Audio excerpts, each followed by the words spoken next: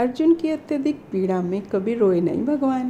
द्रौपदी की इतनी दारुण अवस्था से भी कभी विचलित नहीं हुए भगवान, कभी भी नहीं। छलके गोविंद की आंखों से अश्रु, लेकिन एक सुदामा को देखकर कहाँ रोक पाए भगवान खुद को।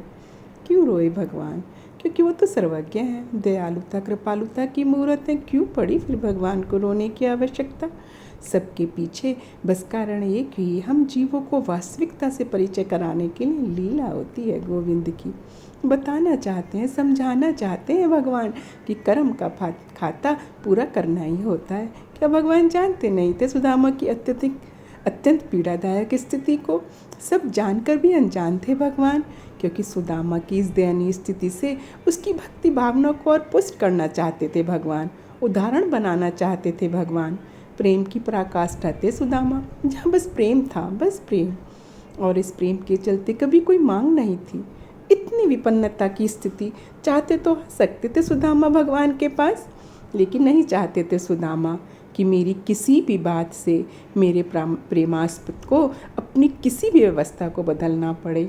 अंतहीन अवस्था में चले सुदामा भगवान के पास, वो भी मांगने नहीं, कुछ लेकर ही।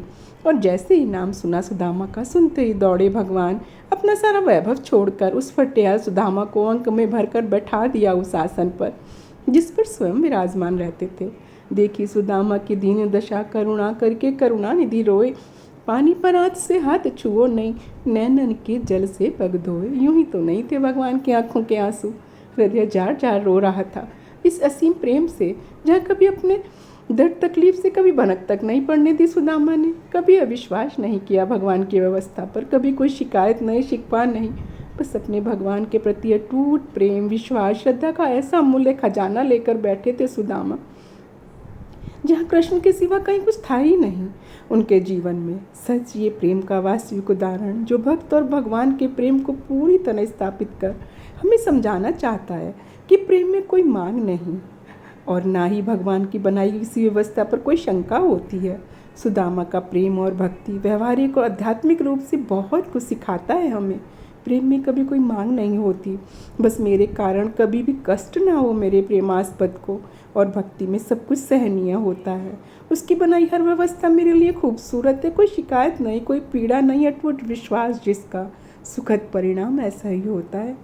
भगवान के दयालुता कृपालुता का खूबसूरत उदाहरण है सुदामा। सच्ची बहुत दयालु है भगवान, कभी भी शंका मत कीजिए, उसकी बनाई हर व्यवस्था बहुत खूबसूरत है। सच्ची, बिल्कुल सच्ची। जय जय श्री राधे कृष्णा, जय जय श्री राधे कृष्णा। संतों के मुख से जब हमने ये खूबसूरत चरित्र सुना, हम कहे बिना खुद को रोक ही नहीं पाए। जय जय श्री राधे कृष्णा, जय जय श्री राधे कृष्णा।